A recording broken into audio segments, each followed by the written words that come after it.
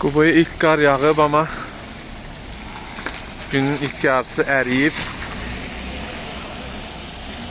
Qəçrəş ərazisində isə yollar bax bu vəziyyətdədir. Yol buzdur. Bu videonu çəkirəm ki, gələnlər diqqətli olsunlar. Mən getdim, gəldim.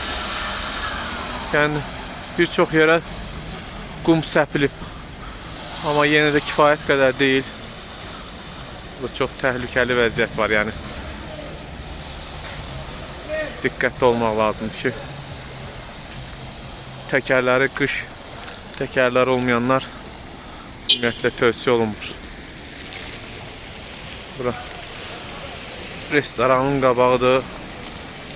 Ən çox maşınların dayandığı ərazidir.